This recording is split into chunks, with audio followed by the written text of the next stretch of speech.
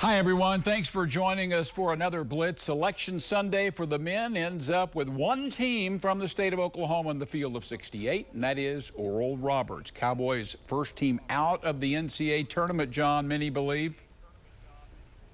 Yeah, that's what the graphic from the NCAA said. A 9-11 record against Big 12 competition certainly wasn't bad, but OSU couldn't manage a win against any of the top 4 teams in the league.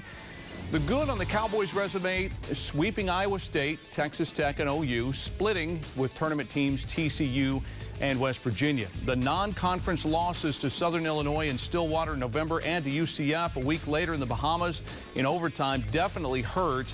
Both games, the Cowboys had double-digit second-half leads, and the finishes, a jumper by Bryce Thompson that just missed against the Salukis, and an alley-oop for a game-winning dunk at the end of regulation against UCF that didn't connect. The struggle in the Big 12 quarterfinals against Texas probably didn't help. So instead, the 18-15, 8-10 of the Big 12. The Cowboys are a 1 seed in the NIT. Kind of interesting, John. They'll take on Youngstown State. I'm glad they're not playing football on Wednesday at 6. OSU normally would host, but they'll be on the road in Youngstown.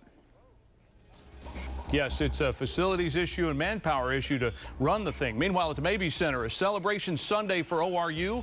The Golden Eagles clinching an automatic berth thanks to the Summit League tournament title and a 31-4 record. Good enough for a 12 seed. The reward, Duke in Orlando on Thursday, and they say they're ready for the challenge.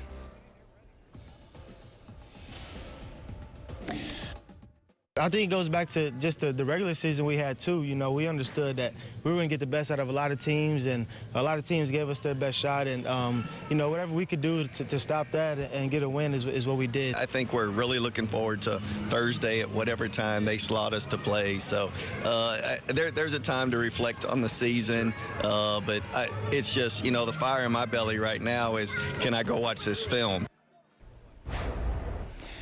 You know, John, call me crazy, but I say this is doable. Despite Duke's nice run in a weak ACC, K is not on the bench, and this is not Christian Laettner's Blue Devils. In fact, Duke is pretty mediocre. Start 4 freshmen and is only a 7-point favorite. It'll be competitive.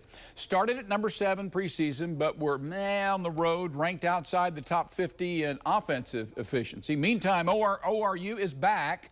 And stud Max Asmus, we all know him. Up-tempo offense creates open shots, many from deep, so got to make them. It's pretty simple. McBride and Thompson can shoot, and Big Connor on the inside's a shot blocker. Their ugly losses were on the road, but winning 17 straight is not shabby. No, it isn't. You have to love ORU's experience, too. Dean Thompson, Carlos Jurgens, and Deshane Weaver were all key contributors in that Sweet 16 run 2 years ago. And now with Vanover and Patrick Mwamba, there's some size to go with the shooting touch. They won't be awed by the Blue Devils, but as you say, they'll need to shoot it well. And besides, though, Dean, it's a dreaded 5-12 matchup. Again, ORU and Duke Thursday at 6:10 Central Time from CBS. You can see it right here on News on 6 and News 9. OSU and Youngstown State Wednesday at 6. You know, my thought all along was, would OU accept an invite to the NIT? Better put, will their beleaguered team want to go through practices? I mean, North Carolina declined an NIT offer, but it won the national title last year. It's not apples and oranges. I presume they would have because young guys want to play, but that question didn't have to be answered. They did not get an NIT invite. The NIT had always been a disappointing alternative to not making the NCAAs. Not now. It's called Nader. Time for OU to rise and shine and do what it takes to get back to winning. Well, the first 3 rounds in the NIT are on campus sites, and then you move to actually move to Las Vegas for the semis and the championship.